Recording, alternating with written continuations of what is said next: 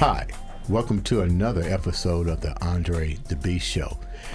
You know, this is a new series that I'm putting out, and it's called The Expendables. Let me explain to you what that means. It doesn't mean that expendable means that you're not useful anymore. It means that you bought some type of value and you're still bringing value to this day. Another area of the beast state of mind playing forward. But expendables to me right now has to do with the fact that my whole career has been about athletics, from semi-pro football player to a Olympic candidate to professional bodybuilder to entrepreneur. The guests that I'm bringing on to the Expendable series are guys that I looked up to, men and women that I looked up to in the sport of bodybuilding, and I'm bringing them on to this show because they have a story. And a lot of times I can't tell my story because people that know me see me going in the gym and training, and they really don't understand what that is really like and what you have to do to get to that pinnacle level of perfection in a sport that you don't have control over. Somebody else is judging how you should look, how you should be presented. With that said, I got two of my good friends on the show. I have Mr. Vinny Galanti, and what's up, Vinny? And I also have John Simmons on the show. What's up, John? What's up, bro? So we're gonna just cut right to the chase, man. You know, they might call us expendables, but we know we're pavers. We laid some pave for these young bucks that's coming out. You know. So we're gonna start with John. John, tell me a little bit. Tell the viewers about how you even got started in bodybuilding, and don't leave out Warner Roberts. Okay, all right. See, you want to go there? Yeah, we're gonna go there. All right. All right. Well, anyway, I first started out. It wasn't bodybuilding I started out in directly. I started out in powerlifting. Okay. And I got into that back in school, back in junior high, actually, back in Warner Robins. Okay. And but what happened was, my body started to develop more like a bodybuilder during the process. Mm-hmm. And so one day my brother challenged me. He said, I don't think you got the guts to do a show. Oh. You know? And that's where the whole process started. Okay.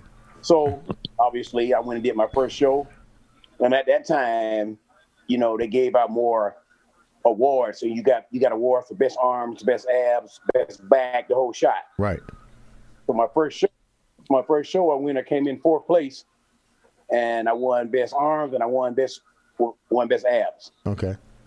So that's how it started out. But what happened was, by the time I got to high school, through Warner Robins, of course. We'll talk about Warner Robins in a minute, and you guys have struggled on and off the field against my alma mater, Darty High Trojans. that may be so well appreciated in track only. I'll give you that in track.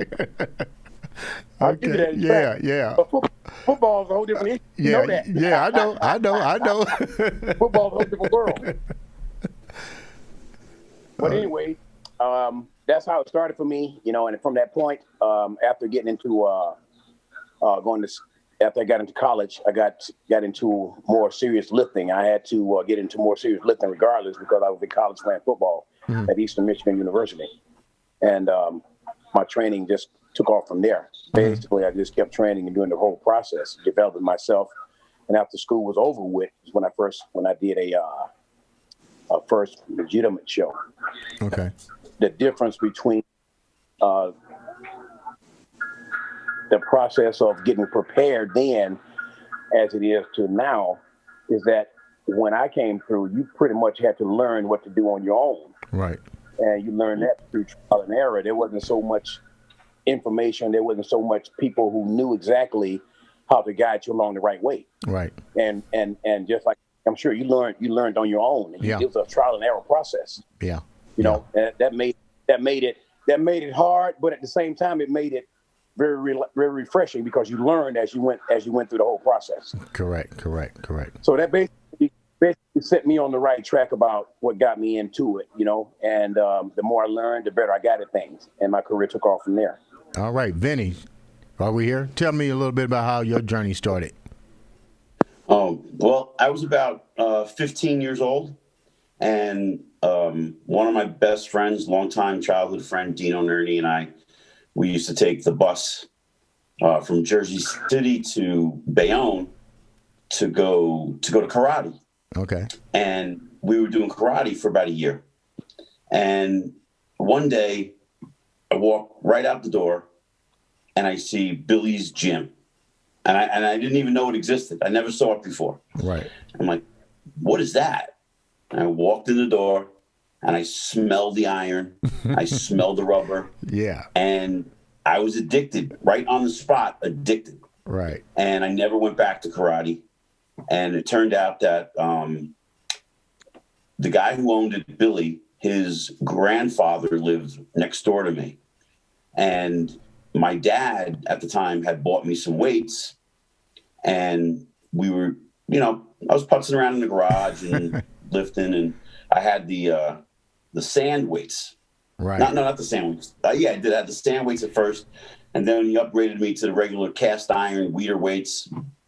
And you had a little red thing that you slide on and twist it. And, right. So I was doing dumbbell presses one day, and the weights fell off, hit me in the face. Oh, snap. He got rid of everything. And I don't know if you guys remember the Solo Flex. Yeah, I do. So my father got me a Solo Flex, and it was bands. It was ahead of its time, but it was actually pretty good. But this is all going on at the same time, and I'm going to take karate. I fall in love with the gym, but I don't know. I can't go in because you have to be 18 years old.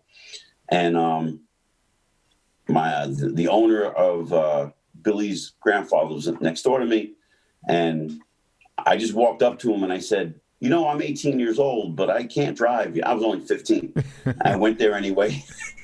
I signed up, lied. I told them I was 18 years old. And they didn't ask me anything. That was back in the 80s. Nobody cared. And I would take the bus every day to Billy's gym. And these guys were telling me they were training for a show. I'm like, what's that? Like, it's a bodybuilding contest. And I'm like, I don't know anything about it. Right. And I said, okay, I'll enter it. They're like, no, it doesn't work that way. You have to go on a diet. You have to train for it. I'm like, well, when is it? It's in February. I said, all right. I said, well, it's like 4 months away. Can I do it? And they all just laughed at me. They were just like, yeah, whatever. So I went into it. I entered it. And I remember taking my posing routine very serious. Yeah. I remember taking the diet very serious. I ate McDonald's fish fillet sandwiches every day. Wait a minute. Wait, what? No joke. I'm 15, 16 years old. I don't know. These guys aren't helping me. Oh, okay. So I did it. I took third place out of 3, and I was just blown away by the experience. And I don't know if you guys remember, I think in the 80s at the Olympia, when it was in Columbus, Ohio, where the Arnold is, there was a gentleman by the name of Len Boslin. He used to MC. He had a very deep voice. Mm-hmm. And he was friends with Billy Schultz, who owned Billy's, and Billy had him MC the show. And Len, I just spoke to him the other day. He's 92 years old, and he still loves training. Really? And we talk every now and again. And he told my father that day, your son has the potential to be a good light heavyweight. Again, I had no idea what that meant. I didn't know anything. Right. And New Jersey and New York was a hotbed for bodybuilding. And the gym I trained in at Billy's, I was very fortunate. I learned how to lift and train from the power lifters and weightlifters, and I learned how to diet from the bodybuilders. The power rack, the squat rack was your church. That was the place you genuflected and you said a prayer, and you should be and the way I looked at it from their point of view was, on leg day, you should be shit scared on leg day. You should be stressed out by the time you get to the gym because you know you're going to have a balls out. John, I heard you laughing, so you can relate to that too, huh? Yeah, man. And, that's just the way it was back in the day. And I see kids in the gym today, and like John just said, it's like, we learned how to do things on our own. Yeah, I had a lot of guys in the gym that taught me, but I also made mistakes, and I also fixed them on my own. Right. And had the guys help me out along the way. And, I was 16 years old, winning my class at the Suburban Bodybuilding Championships, so 17, I think. And Vinny, is this you right here? I loved it. Is this you, Vinny? I wanted to do it for the rest of my life. And I am. Is that you right there at 1986 Suburban? Yeah, that's me. Holy smokes. 16 years old. Wow, that's crazy. So I'm going to ask you guys a question. Either one can answer the question. What are, and you're right, when you walk into that gym, that smell gets to you. But you know what, Vinny, I can relate to what you just said. My first contest actually started as a fluke. I got hurt during the Olympic trials and went into the gym, and the guy was like, "You should bodybuild." And I'm like, "What the hell are you talking about, bodybuild? What is that?" And he's like, started showing me a couple magazines, and started out with the one show. It was 15 in my weight class, and I took 5th. And it's funny, I got addicted from that moment. I was like, "Wow, this is."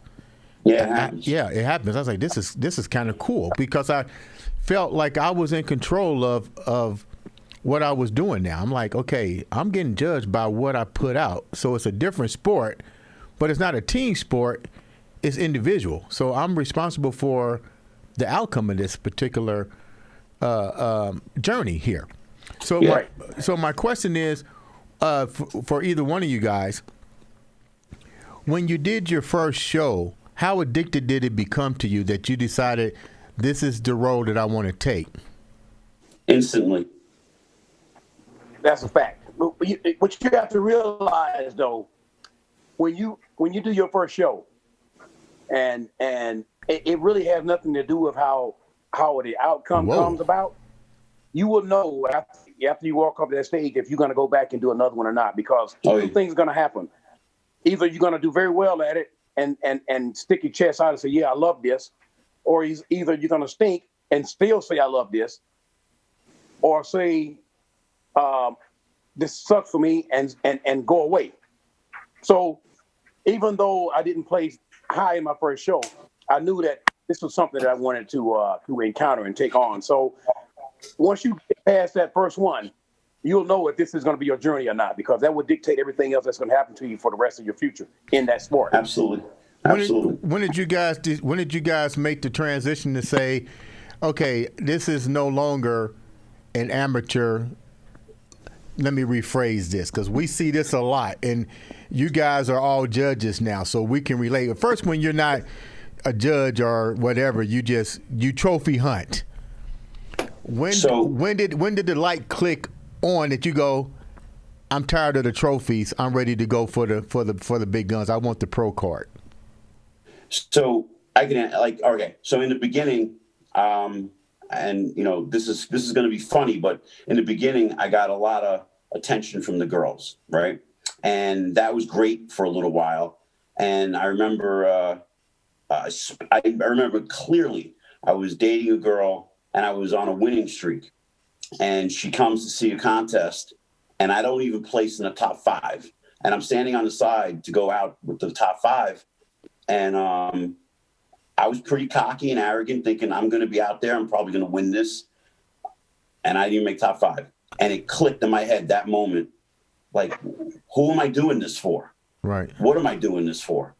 And I was very fortunate that my father had a very good business sense. He owned a taxi and limo service for over 32 years.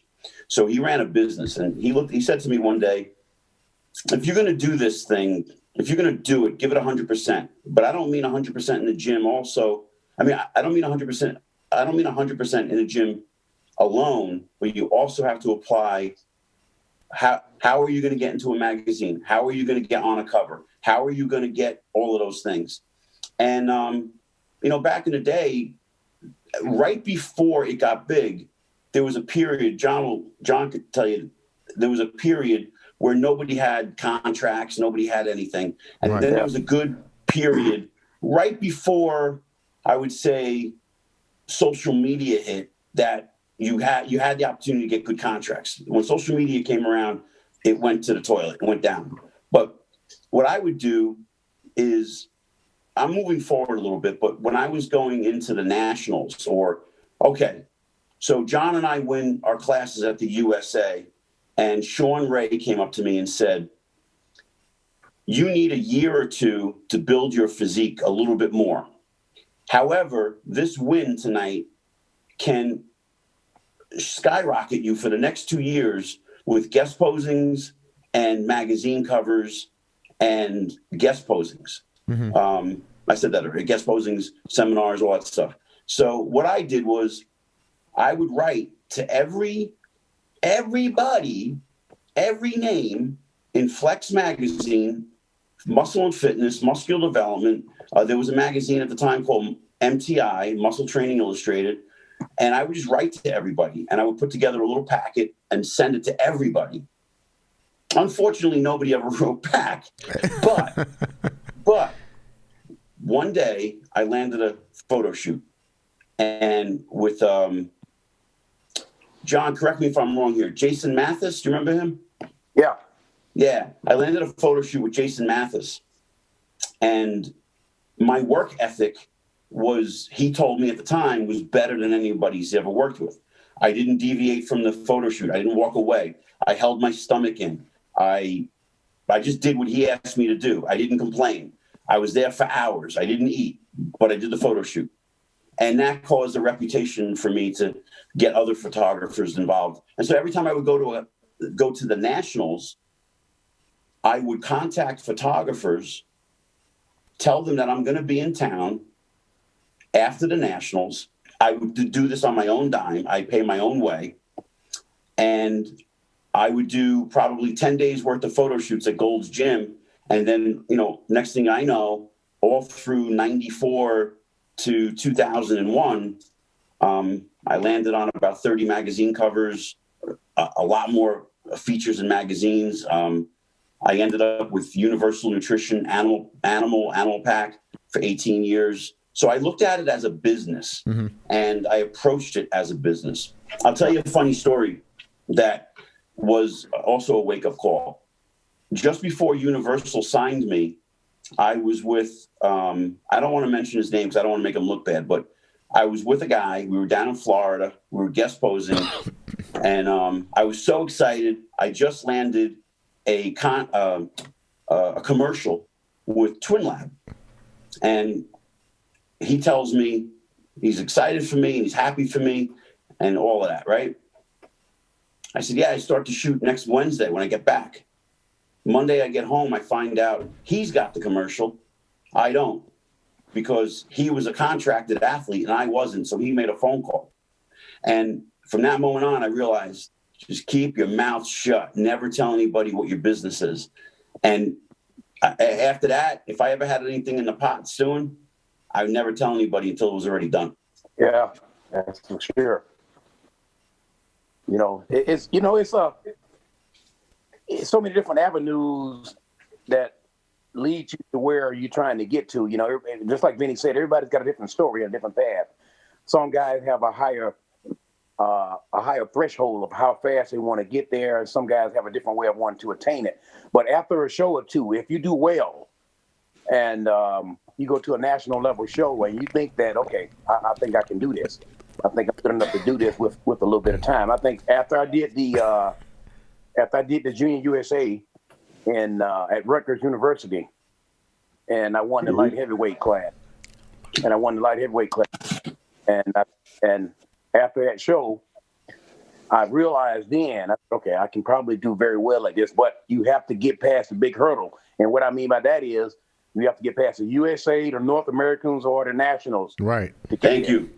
Yes. Yeah. And now you got to understand, there was no class winners turning pro, you had to win the overall. You had to win the overall, yeah. You know, overall to get there. It was a whole different world then. So it was nothing like they giving out pro cards nowadays like cheese sandwiches. That's not how it was then. You know, it's a whole different thing.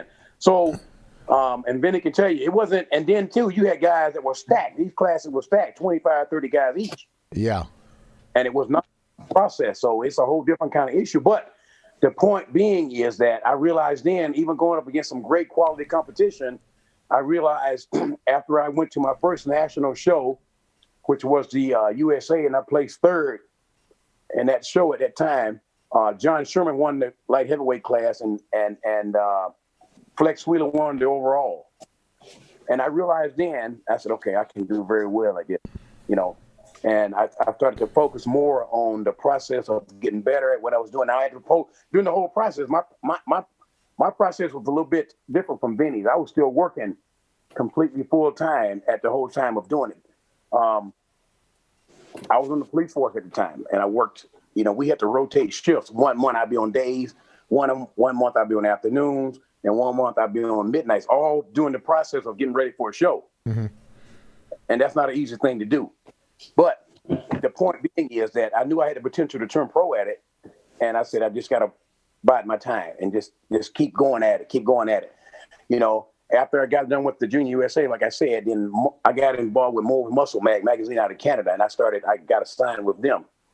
And I was with them during the whole process, even after I turned pro. So I didn't really have a hard road to get people's attention. You know, it pretty much came along with the work that I did, but you had to earn it still. It wasn't nothing fell into your lap. You know, it was a hard work, and you had to earn that work. So that's the way it was for me. But I just knew that by the time I got to a national level show, that if I go into this show and hold my own, if I go into this show and do very well at it, that's my ticket to saying that if you stay with the process and do the things the right way, you'll get there. And that's what led me to it, and that's what took me all the way to the top. So it was a good process. It was hard, but you know, nothing is. If you want something, it's never going to be easy for you. Let me ask you guys a question too. It wasn't an easy process, but it was well worth the work. That went to the whole process to get there. When what was one of the most difficult shows that you went to, and you felt you should have won? I mean, we all feel that way, and not only did you feel you should have won, but really, almost like what Vinny said, it humbled you. Because I remember at the Junior Nationals, I was on point, and during the after the prejudge, I made the cut to come back the next day, and I used this stuff called Dream Tan. Never will forget it. You know, and they was gonna offer me a contract, and I put the stuff on, and I came back the next day, and James Trap Rope and all the judges came up to me, and it's like I didn't know what happened was I didn't get called out for the second round. I didn't get called out for the third round. I get caught out on the fourth, and a tear is trying not to well up in my eyes, and I'm freaking out. And I knew right then, because I had never not placed. And when I got off the stage, they called out the top 5, and I went to the window, and the judges came up to me and they said, "Andre, what happened?" I was like, "What do you mean?" They said, "You was as smooth as butter." And then they looked at me, and I wasn't, but I had used that dream crap. And I'm going to tell you how low I was. I literally got in my Porsche and was going to run off the road. And I got a phone call. And my friend Felicia said, "Hey, cool. Something just told me to call you." And I said, it was raining. I was getting ready to just run my Porsche off the road. And because I had never not placed. But it took me a minute to sit back, and I realized, why would you do that when you got 35 guys here, and only 15 of you guys made it, and at least you placed, but you didn't get the top 5. It made me more hungrier to get ready for the the North America, that's when I met Vinny, saw Vinny. It got me prepared for the next bigger show, but it was a very humbling moment in my life, or maybe a reflection. Tell me a moment that happened to you guys. For me, I think more along the lines the moment. Oh, so my whole career, I was naturally a middleweight up until 1995, and I never had to make a weight class. Didn't even know what to do to make a weight class. And here comes, I'm sorry, 1994. I apologize, 94. I just win the USA the year before. 94. I'm training my butt off, and I'm going into the nationals. And 1 week before the contest, the middleweight class is a 176 and a quarter cutoff. Right. And the year before, I was 169 in that picture you just put up, 169 pounds. And fast forward a year later, well, a week before the nationals in 94, I was 181 pounds. Okay. And I had no idea what to do to get to 176 pounds. And I can't recall what I did, but, I probably cut my water out. I don't know. I probably eliminated water. That's what guys did back then. And I ended up taking 5th place in the middleweight class. I just barely made 176. And I was upset. And, first I was like, oh, the judges suck and this is bullshit. But then I had to reflect on myself. And I'm like, all right, look, you made the mistake. You should have entered the light heavyweight class. You should have moved up to light heavy. But in my head, I wasn't mentally ready for that. I wasn't ready to be a light heavyweight. It was like a whole new chapter for me. Right. We're bodybuilders, and what we do is we build. And that week I didn't build. I took everything up. I destroyed everything that I built for the year. That was one of my only, I've had others, but this was the most devastating, if you will, where it was like embarrassing. Like I just won the USA. Now I'm taking 5th. Yeah. And I'm very hard on myself. And like what John said a moment ago too, with a stepping stone to all the national titles. And I don't know, John, in your area where you grew up, but here in New Jersey and New York, especially in New Jersey, it was prestigious if you win the suburban bodybuilding championships, the New Jersey State Championships. It was a precursor to the Junior USA, then to the USA, then to the Nationals. And back in the 90s, and I don't mean any disrespect, but you were a scrub if you went to the North America, right? It wasn't really. Really? I didn't know that. You weren't taken serious. It wasn't like guys here in New Jersey was like, I ain't going to the North America. I'm training for the USA or Nationals. No disrespect. It was like, that's the mindset, and that's the way we rolled. And, there was a lot of pressure on the guys here in New Jersey back in the 90s. There was a lot of like turmoil in a sense, like guys didn't like each other because, but in a friendly way, right, in a competitive way, not in a real, but there was some, there were different cliques and schools, in the sense of like this group and that group, different gyms. But I kind of got along with everybody, and then heard they talk shit about me behind my back because like they were like say, what the hell's why is Vinny Galanti getting all this publicity? But they didn't know the backstory behind it, where I would do all my work to contact photographers and make a living out of it, and that it became a job to me, Right. And I also, John, I did work for the Jersey City Parking Authority while I won the USA and did all the national shows. I was drilling holes in the ground for parking meters and snowplow removal. I worked. I had a manual labor job.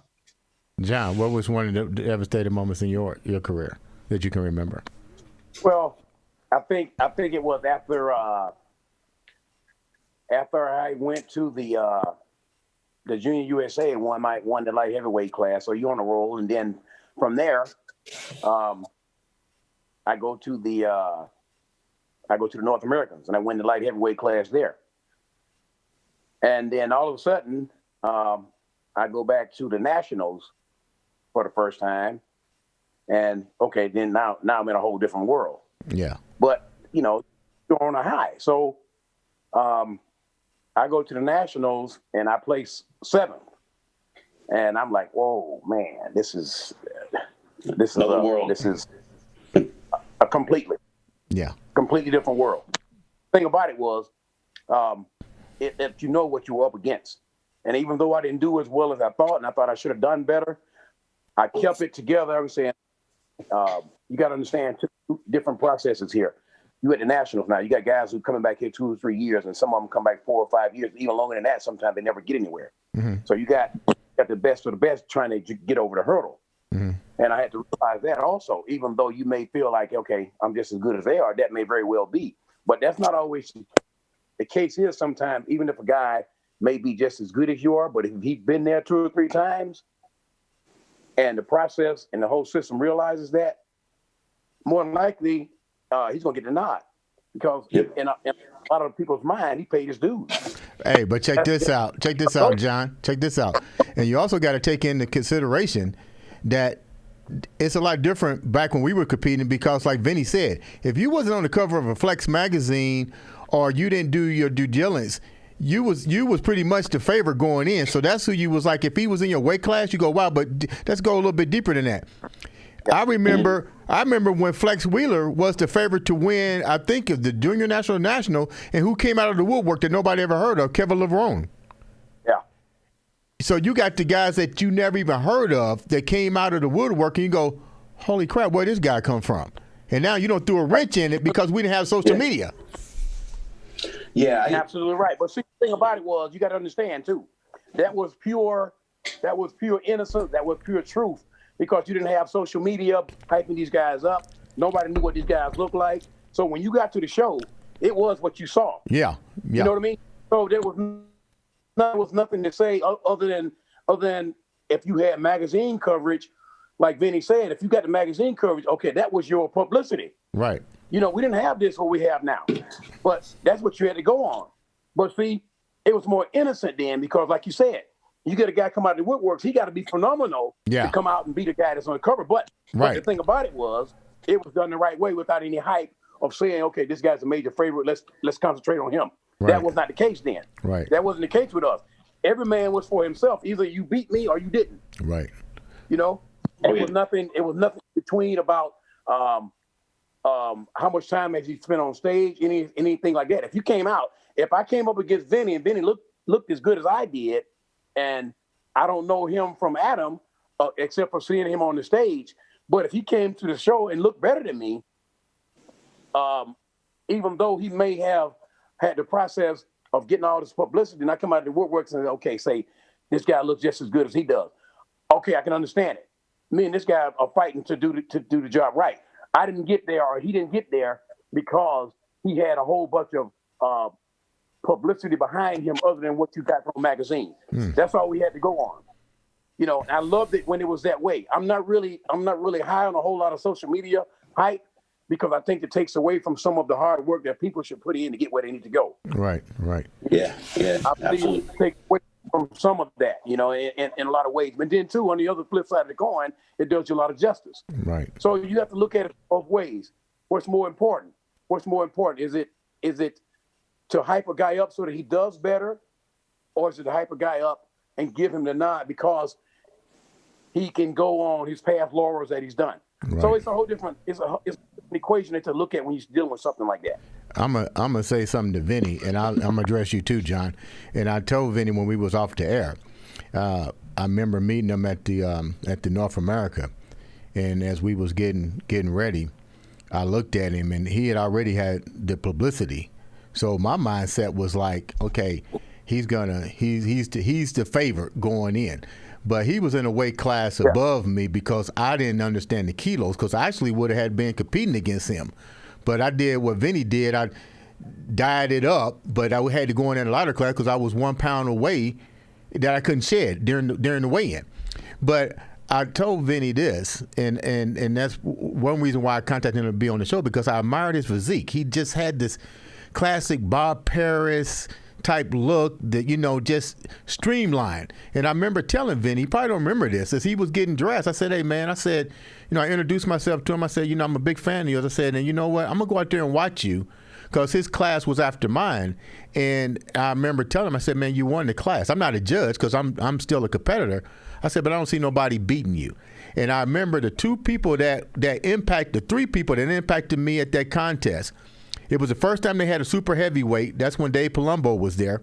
And Dexter Jackson came out of nowhere. And I was like, holy smoke, that's going to be the next. Seriously, I saw Dexter Jackson and I was like, holy crap. Yeah. I mean, Vinny, you look great, but when your boy came out, I knew hands down there's nobody. And let me repeat this, and that's no disrespect to you, Vinny, but I looked at that dude. And I don't know where he came from, but there's nobody here that can beat that boy. Nobody. So how does that make you guys feel when you go to a show like that and you just look at it? I even had to take a back seat, and I was competing. I say, this is the clear winner. Well, I never look at anybody. That's the key. That was an accident, me looking at him, because I was already off a stage. I was in the audience. This is going to sound like a typical bodybuilder, sarcastic or arrogant, but, I have my game face on. Right. I'm there to do a job. I just trained 12 weeks, and I'm not going backstage to get anyone's attention. I'm not going backstage to pay attention to anybody. But,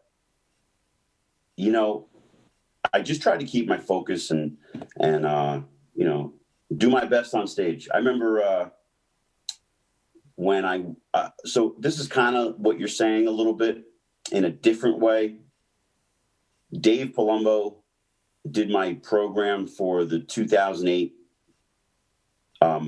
Masters Nationals, which was in July that year. And we worked together the whole 12-week prep, and I just remember there was he paid more attention to another competitor to another competitor he was training, who was in my class, and I didn't realize that he was having somebody else in the show. So I was really by myself, right? And I felt alone. I felt like, well, you can't come over to me for a second. So I remember going over into that little corner of all the group of guys that was, and there's no disrespect to Dave or the competitor. The guy was Delron. I think he ended up taking fourth. And, they got their game faces on too. And I think at the time, nobody expected me to bring my A game. Right. I think that, it was a few years had passed that I wasn't competing. And, I'm making a comeback in a sense because, back in the Nationals, I competed in the Nationals like 10 times. It took me 16 years to turn pro. Just like John was saying, like today to give out pro cards, like ham and cheese sandwich, right? It's like, just, it's a business, and right. They got their game plan. So I'm backstage. No one's paying attention to me. I felt a little like taken back, like going into that corner. And I'm like, I don't think I'm wanted today.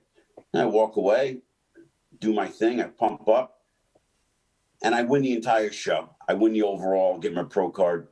And it's funny, like how tides turn. Right. Like you get people backstage, there's photographers back there. They're taking pictures of everybody. All the magazines were back there. I think that was one of the last years that magazines were backstage. They don't have that anymore. And nobody paid attention to me until I walked off stage after the night, when it was over. Mm-hmm. And I got a pro card.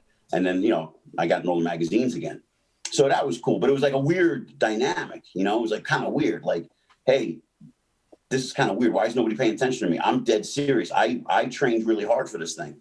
So yeah, kind of weird, kind of thing. Was not used to. What are you going to say, John?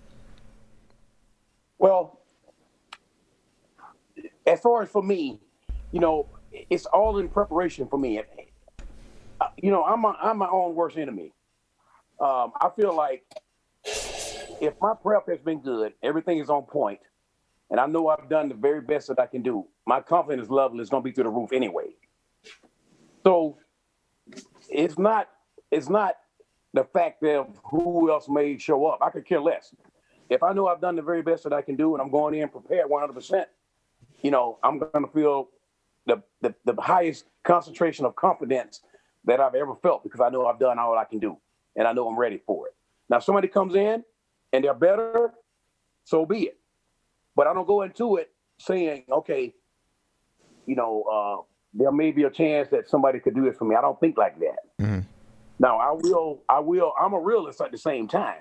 Right. I go into a show like you said, and I see somebody that's outstanding, and I'll say, okay, I'm my eye on this person over here. You know what I mean? Right. Right. So, and that has happened to me before when I did and here's a reason why I picked a certain picture that I sent in, that I sent in. That's the picture from the light when I was still a light heavyweight at the USA. This one right here, John. And that picture right there. Now, the reason why I picked that picture is because Vinny won his class at that show, and I won light heavyweight. And that put us pretty much on the same parallel. But the thing about it was, and I don't think he felt the same any different than I did. When your confidence level is good, and you go into a show, no matter who's there, and that lineup that we had at the USA that year, they were some stellar guys. They were very, very good. But the point being is, those guys in each one of those classes had already placed at some other national show, 2, 3, 4, whatever it may be. But like I said, with the way I felt with my approach to things, it didn't bother me who was there, who showed up. If I went into my show feeling 100% confident, that's all that mattered to me, and I let the chips fall where they may. I'm gonna ask. The only show where I really felt like there was somebody that just blew me away before I hit the stage. That was when the tank, Sherman tank. Hit the stage at the Nationals that year when I was there. I placed fifth, and he blew everybody away. I said, okay, that's it. That's the man right there. I'm gonna ask you guys a question too. That's just how it goes, man. I'm gonna ask you guys a question there's like 2 more questions I want to ask before we wrap up. You guys are professional now. You got your pro cards. What was it like either one of you can, both of you can answer the questions, but this is the question, 2-part questions. You get your pro card, and John, you know where I'm going, so I'm gonna start with you first. So we talked about this. Yeah. Knowing what we know now, no unions. We know what it costs to be in this sport. We know the ins and outs, but you got a pro card. And you go there and you're the best of the best, and you place, let's just say 10th, and you get $1,000. What's going through your mind, John? Well, and pretty much that's reality. Okay, reality has to set in at some point. Even though, now here's my approach for it was when I turned pro, I didn't change anything in my lifestyle at all right away. Mm-hmm.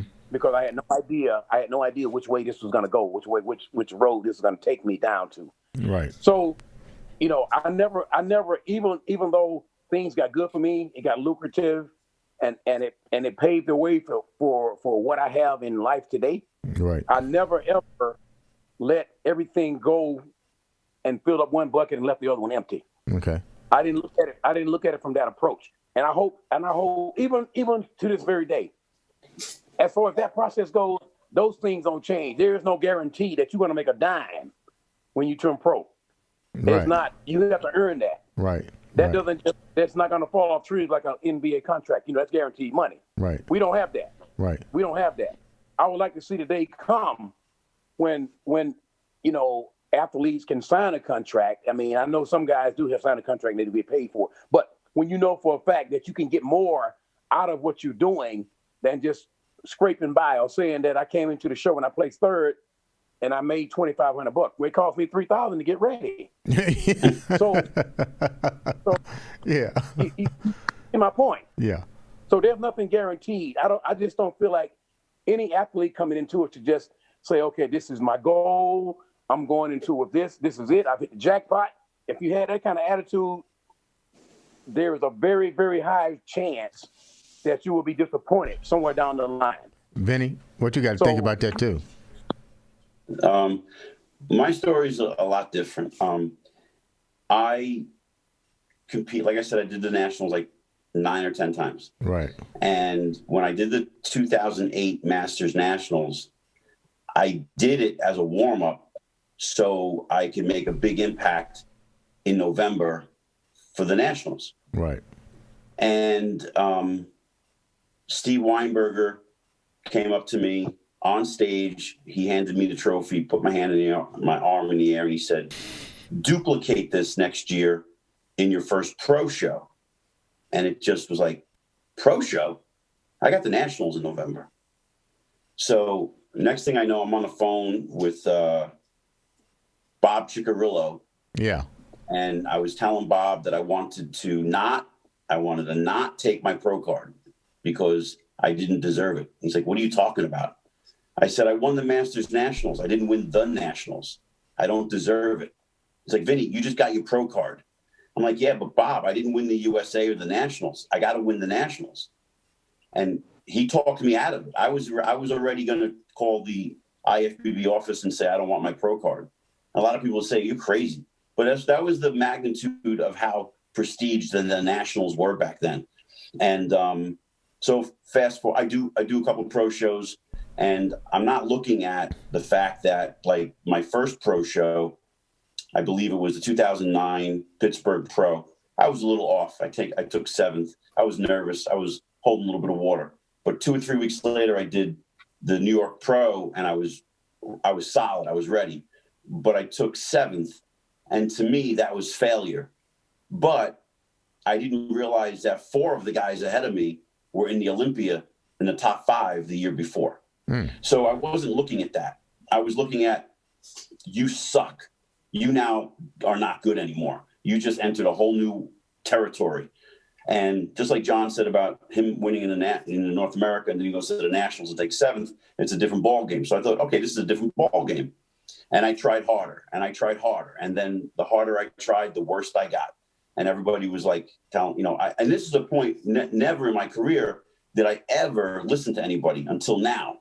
And then I started listening to people. You got to get bigger. You got to get bigger. And what I was known for, a small waist and wide shoulders, they were disappearing.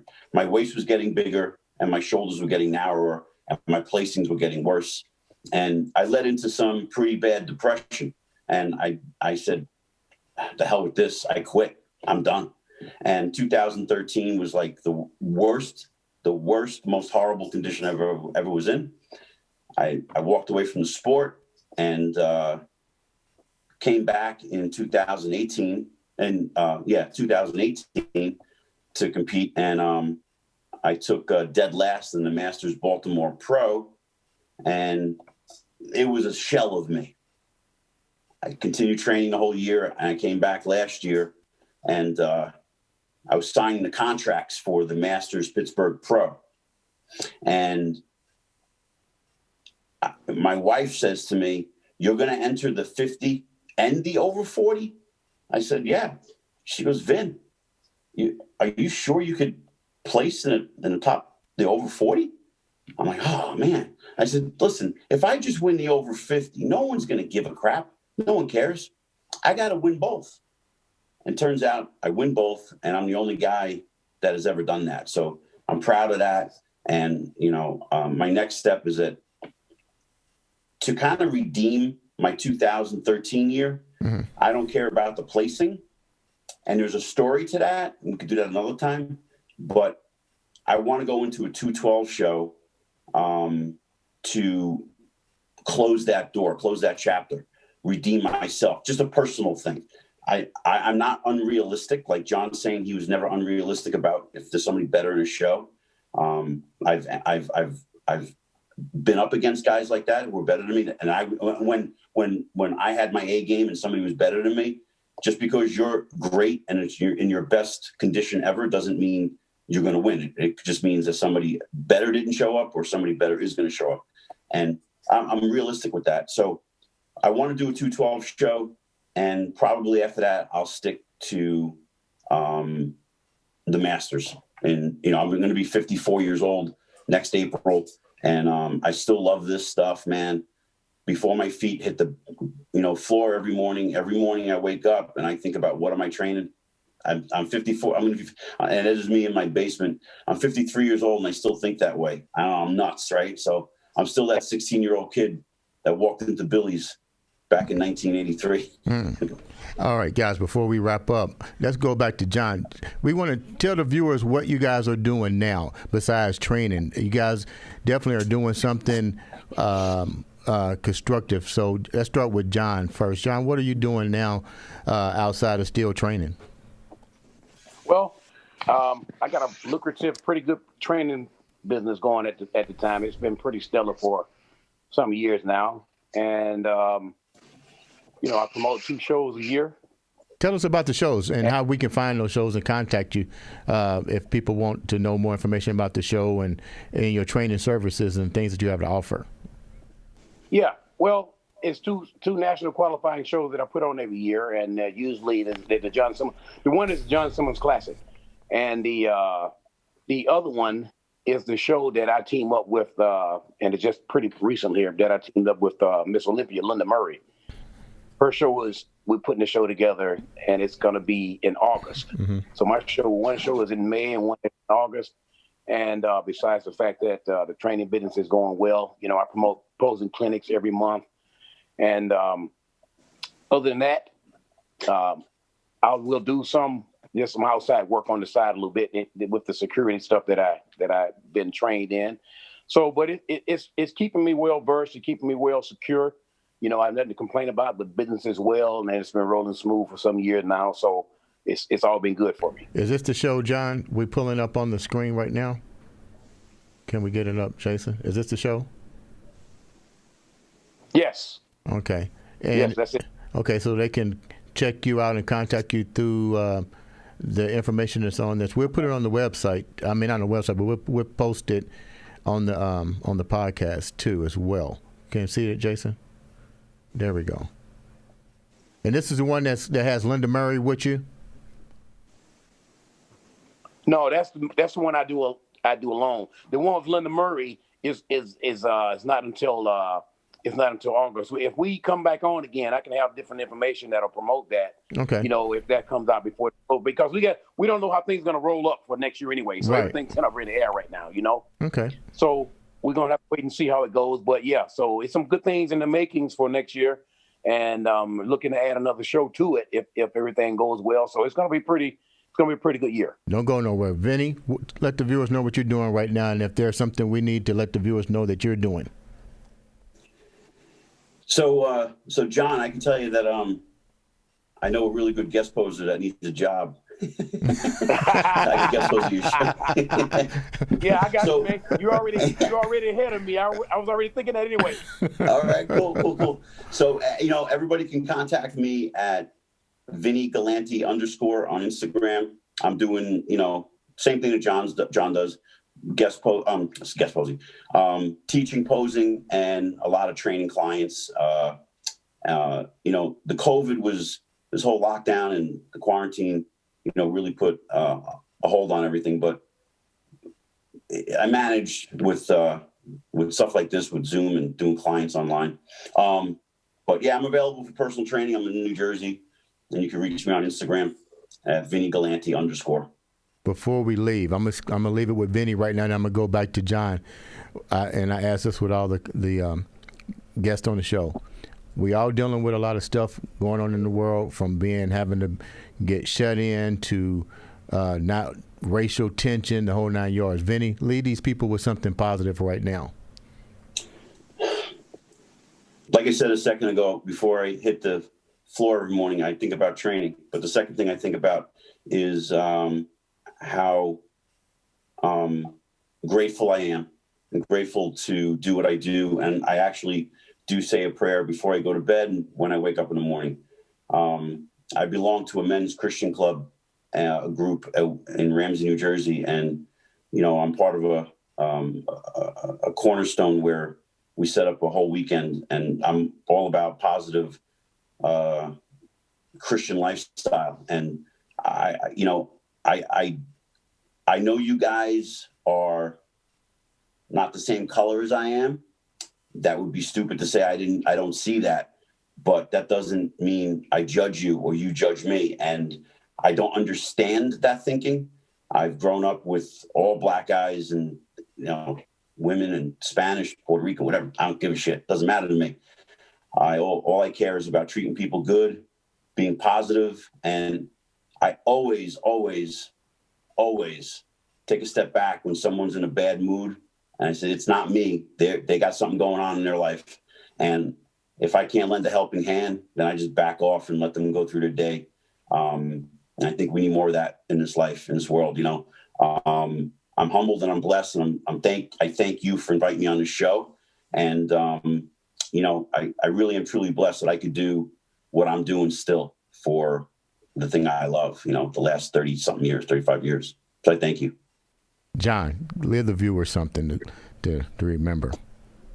Well, I think what I would like for the people to remember, and to not just remember, but to keep in the back of the mind, especially nowadays when we're going through these epidemics, not just the epidemic that we're going through with the virus. There's so many other issues that have made a lot of people feel in despair. I think, though, in my life, what I would like for people to realize, and I guess I feel this way, is because, when you do the best you can do to take care of yourself, when you do the best you can do to stay healthy, when you do the best you can do to stay on top of things, and you run across someone who's don't have the intensity with how to deal with life, don't have the drive to do it, and you see so much more of that nowadays. People are really feeling dejected about the way things are.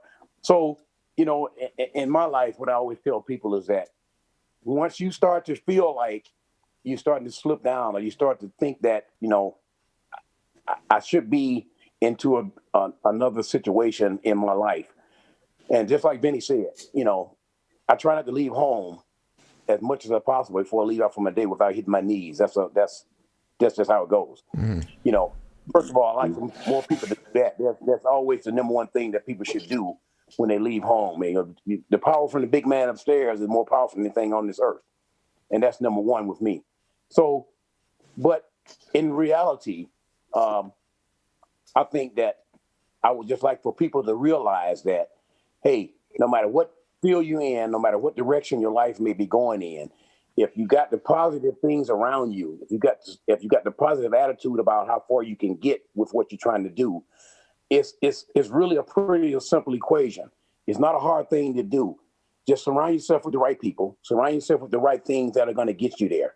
And I think that's what most people make their mistakes in. They'll have the wrong things in their lives that's keeping them from being to where they should be.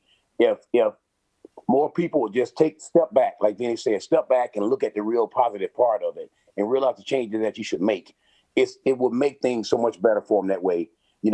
Learn to love more each other every day. That's the biggest key in this world, man. We really need to get back onto doing that. And the only way to do that is to just concentrate more on how things are with this life today. And I have no complaints about my life. I have no complaints about the way things have gone for me, all the mistakes that I've made, I've been able to overcome. I didn't let them keep me down, let me get by the wayside. I think people need to get more strength in doing that, and that will help them get along much better in their life. And that's what I would like to leave with people. There's always a way to get past what you're dealing with. Just takes a little time sometimes, but just got to stay with it. That sounds great. Once again, guys, thanks for coming on the show. We will have you back on. Thank you. We'll have both of you guys back on. Like I said, it was a pleasure competing with you guys. I had to do a segment like this because you know what? It keeps me, we hate to retire, and to sit back and reminisce and remember the days when we was on the stage. We may didn't shake hands, but we all recognize each other to a degree. But, I had to do a segment like this, and I'm going to keep bringing you guys back on and adding fresh faces on and kind of like do the reminisce. I may call it the Expendables, but you know what? It's expandable with the mind because you guys definitely have my mind going every time I'm thinking about those good old days. With that said, thank you guys for being on the show. Ladies and gentlemen, this has been the Andre the Beast Show. Tune in for another great episode.